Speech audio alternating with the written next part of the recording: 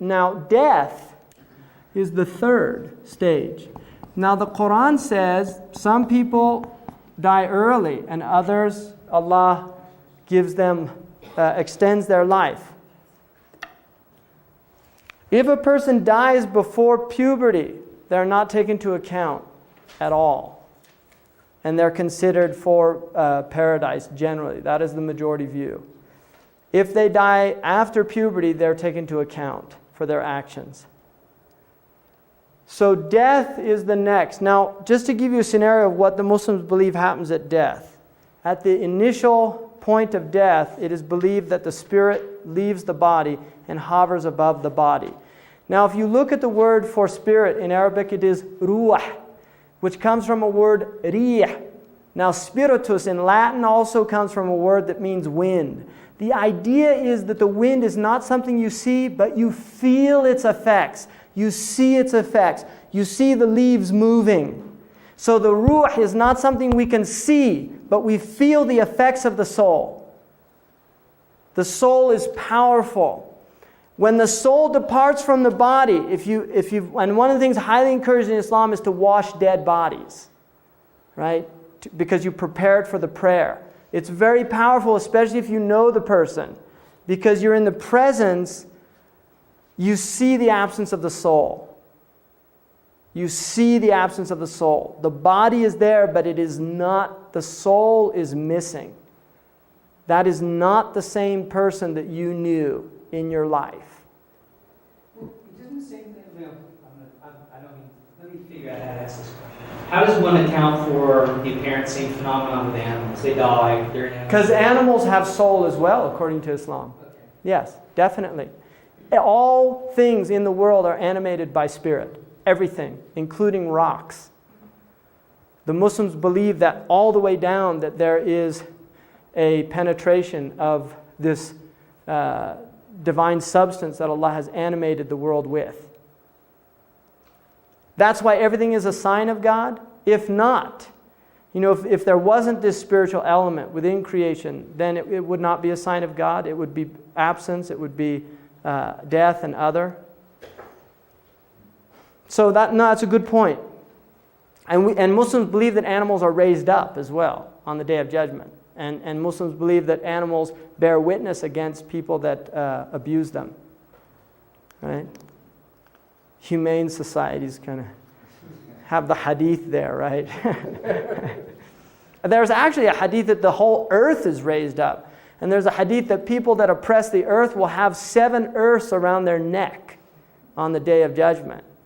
The Prophet said whoever pollutes a river is, it's like they're cursed to do something like that, to spoil something. He cursed anyone that took hunting as a sport. In other words, they didn't eat the food, they just went out and hunted animals. And he said that there's a reward in showing kindness to anything that has spirit.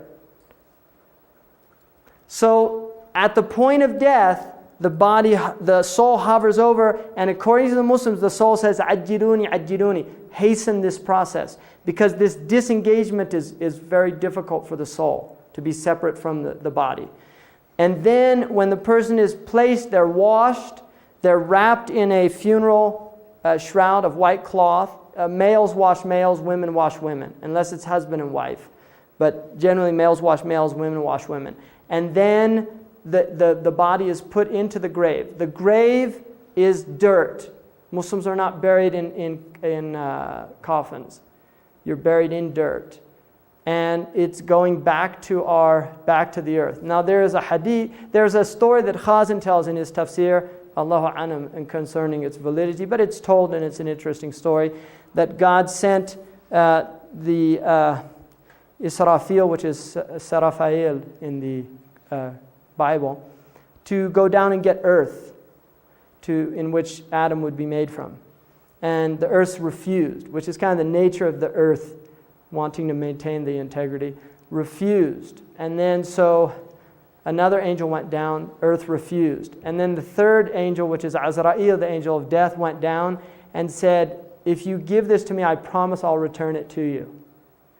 And so the earth was given. And the Prophet said that Adam that the first soul, which contained all of creation, the first soul was created from all the earths of the world, from the white, the black, the red, the difficult, the easy, the fertile, the infertile, all of the earth's, the topsoil. And Adam, in Arabic, I mean, in Hebrew, one of the meanings is from blood, but one of the words in Arabic is tawny and from the topsoil of the earth. So the idea is that the human being is from this topsoil. And so Azrael separates the soul from the body and returns the earth back. And you can look in terms of clay, man being created from clay, scientifically, secondarily, because everything that makes up our body is about 70% water, and the rest of it is coming from the earth through the animals and the vegetables that we eat, right? So we are literally made of earth, and we go back to earth. Cremation unaccepted? It's unaccepted in Islam, yes. Although there is an interesting hadith, which is a very sound hadith, of which a man, according to the Prophet Muhammad, a man cremated himself, and God still brought all of his parts together. And then he asked the man why he did it. And the man said that he was so afraid of the day of judgment. He was hoping that he wouldn't be resurrected. And so, according to the Prophet Muhammad, God forgave him for that? There was no embalming, I gather, then? No. Goes right back into the earth, and preferably the first day. At the point it enters into the grave, the next stage is the grave. It enters into what's called a barzakh, which is an inner space, and now it's no longer in a time-space continuum that we are in. And the soul is reunited with the body. I mean, it's not coming back to life. If you dig up the grave, this is going to be a dead person there. But the soul is reunited with the body, and consciousness is there.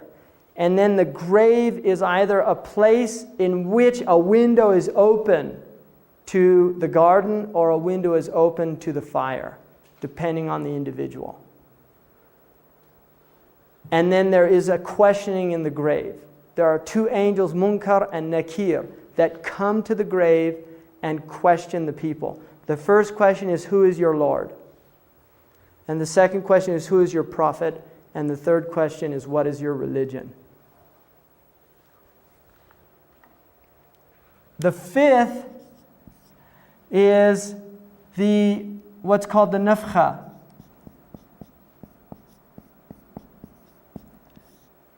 Which is that Israfil is the angel that is assigned to resurrection. The first nafkha, which is it means literally a blowing. The first blowing is all of the souls die. All of them.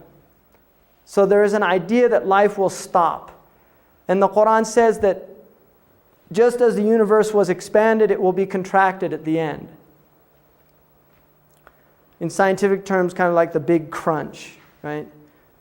That it all comes back. And there is an idea of heat meltdown as well, because it says the oceans boil over, the mountains melt, everything is, there's a heat death. The Quran definitely gives an idea of a heat death at the end of time.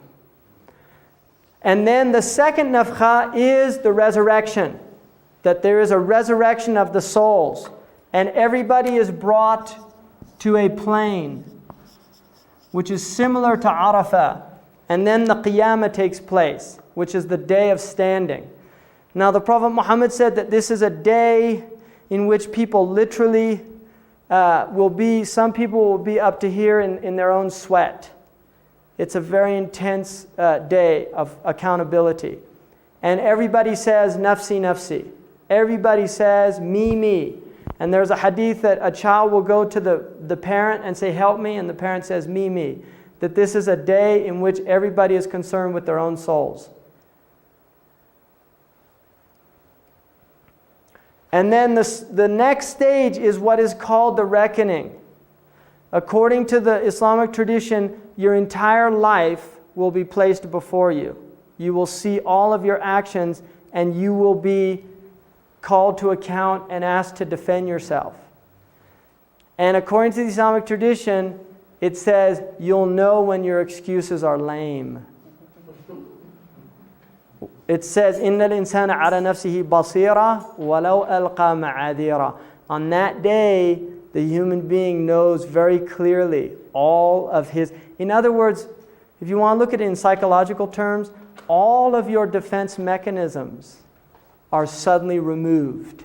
Your projection, your denial, all of these psychological mechanisms that we've used very well in this world to justify our actions are taken away from us. And it says in Surah Al-Qaf that on that day the veil is removed from your eyes and your eyesight is piercing. So you will see things very clear.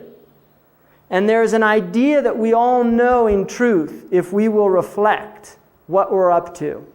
So each person is taken to account.